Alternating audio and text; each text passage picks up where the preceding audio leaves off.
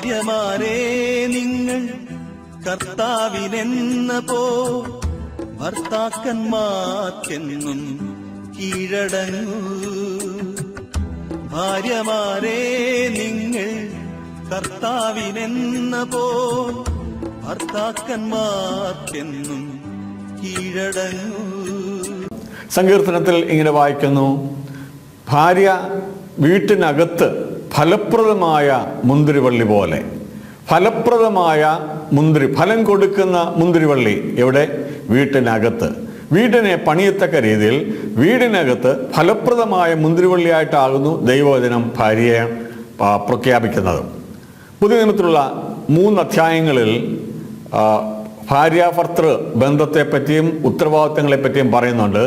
നിങ്ങളുടെ ഓർമ്മയിലുണ്ടായിരിക്കും എഫേസ്യ ലേഖനം 5-ാം അധ്യായം, കൊലോസ്യ ലേഖനം 3-ാം അധ്യായം, 1 പത്രോസ് 3-ാം അധ്യായം. ഇവിടെ നിങ്ങൾ വായിച്ചിട്ടുണ്ടാകാം. ഇവിടെ വായിക്കുമ്പോൾ നമ്മൾ കാണുന്നത് ഭാര്യമാരെ എന്ന് പറഞ്ഞുകൊണ്ടാകുന്നു. ഭവന പണിയുടെ കാര്യമാകുന്നു പറയുന്നത്. പക്ഷെ വിളിച്ചിരിക്കുന്നത് ഭാര്യമാരെ നിങ്ങൾ എന്ത് ചെയ്യണം എന്ന് പറഞ്ഞുകൊണ്ടാകുന്നു. ഭർത്താക്കന്മാർക്കുള്ള നിർദ്ദേശം തുടർന്നുണ്ട്, എന്നാൽ ഭാര്യമാരെ എന്ന് പറഞ്ഞുകൊണ്ടാകുന്നു ആ ഭാഗം തുടങ്ങുന്നത്. ഞാൻ നിങ്ങളുടെ ശ്രദ്ധയിലേക്ക് മറ്റൊരു കാര്യം കൊണ്ടുവരട്ടെ. നമ്മുടെ മുൻപിൽ ഒരു സ്ഥാപനം എടുക്കാം, ഒരു സ്കൂൾ എടുക്കാം, ഒരു കോളേജ് എടുക്കാം. അതിനെല്ലാം ഒരു ഹെഡായിട്ടുള്ള ഒരു വ്യക്തി ഉണ്ടായിരിക്കും. ആ സ്ഥാപനത്തിന് ഏറ്റവും ശരിയായ നിലയിലുള്ള ഒരു മാറ്റം ഉണ്ടാകണമെന്നുണ്ടെങ്കിൽ അവിടെ ആരെ വിളിച്ചായിരിക്കും ഒരു നിർദ്ദേശം ഒരാൾ നൽകേണ്ടത്? ആ സ്ഥാപനത്തിൻ്റെ ഹെഡിനെ വിളിച്ചായിരിക്കുമോ അതോ തൊട്ട് താഴെയുള്ള ഒരാളെ വിളിച്ചായിരിക്കുമോ? ഒരു സംശയവുമില്ല, ഹെഡിനെ വിളിച്ചു തന്നെ ആയിരിക്കും. എന്നാൽ കുടുംബജീവിതത്തോടുള്ള ബന്ധത്തിൽ ദൈവം അത് വിളിച്ചു പറയുന്നത് ഭാര്യമാരെ എന്ന് പറഞ്ഞുകൊണ്ടാവുന്നു. അവിടെയാകുന്നു തുടങ്ങേണ്ടത്. ഭർത്താവിൻ്റെ ഒരു പങ്കാളിത്തമില്ല എന്നല്ല ഞാൻ പറഞ്ഞു വരുന്നത്. പകരം ഇനിഷ്യേഷൻ എവിടെയാ തുടങ്ങേണ്ടത്? ഭാര്യമാരെ. ഒന്നാമത് ഭാര്യമാരെ നിങ്ങൾ എന്ത് ചെയ്യണം? കീഴ്പ്പെടുന്ന കാര്യമാകുന്നു അവിടെ പറയുന്നത്. കീഴ്പ്പെടൽ ശരിയായ രീതിയിൽ നടക്കുമ്പോൾ, അനുസരണം ശരിയായ രീതിയിൽ നടക്കുമ്പോൾ ഭർത്താവിൻ്റെ സ്നേഹം യഥാർത്ഥത്തിൽ വരും. അത് ഒരുമിച്ച് മിക്സ് ചെയ്യും. പക്ഷെ തുടക്കം ഭാര്യയിൽ നിന്നാകണം എന്ന് വചനം ഓർപ്പിക്കുകയാകുന്നു. ഇനിയും നാം ഭാര്യയുടെ ഉത്തരവാദിത്വം, പണിയുന്ന ആ ഉത്തരവാദിത്വം അവിടെ വായിക്കുമ്പോൾ തന്നെ പഴയത്തുള്ള ചില രാജാക്കന്മാരുടെ കാര്യം ഒന്ന് ശ്രദ്ധയിലൂടെ കൊണ്ടുവരട്ടെ. ആ ഉത്തരവാദിത്വം മനസ്സിലാക്കാൻ വേണ്ടി മാത്രമാകുന്നു അത്. ഇസ്രായേലിലെ രാജാക്കന്മാരുടെ കാര്യങ്ങൾ പറയുമ്പോൾ ചില രാജാക്കന്മാരുടെ കാര്യം പറഞ്ഞിട്ട് അവരുടെ പേര് പറയുന്നു, അവരേത് വയസ്സിൽ രാജാവായി, എത്ര വർഷം ഭരിച്ചു, തൻ്റെ സ്വഭാവം എങ്ങനെയുണ്ടായിരുന്നു. ഇത് പറഞ്ഞിട്ട് അടുത്ത ഒരു വാക്ക് പറയുന്നത് അവൻ്റെ അമ്മയ്ക്ക് ഇങ്ങനെ പേർ. എന്താ?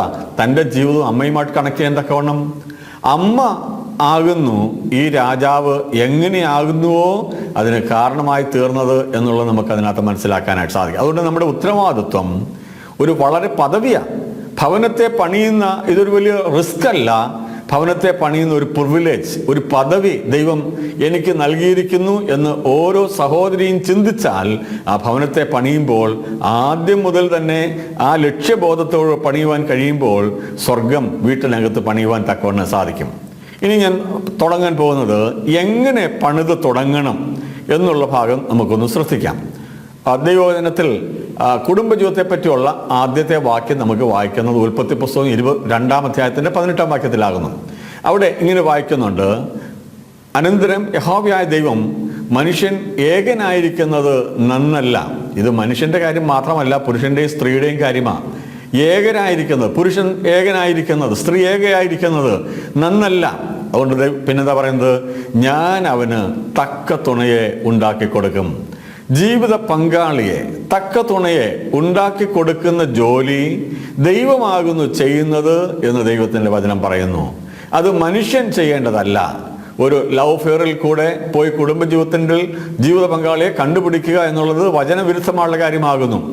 ലവ് അഫെയറിൽ കൂടെ ജീവിത പങ്കാളിത്തം സ്വീകരിച്ച ഒരു കുടുംബത്തിൽ കുഞ്ഞുങ്ങൾ ഒരുവിധം പ്രായമാകുമ്പോൾ ലവ് അഫെയറിൽ കൂടെ പോകരുതെന്ന് പറയാനുള്ള റൈറ്റ് അവർക്ക് നഷ്ടപ്പെടുന്നു. അവർ തെറ്റായ രീതിയിൽ പോയാൽ ശരിയായ രീതി കുഞ്ഞുങ്ങൾക്ക് പറഞ്ഞു കൊടുക്കുവാൻ ഉള്ള സാധ്യത അല്ലെങ്കിൽ അതിനുള്ള അർഹതയില്ലാത്തവരായിട്ട് അവർ തീരും.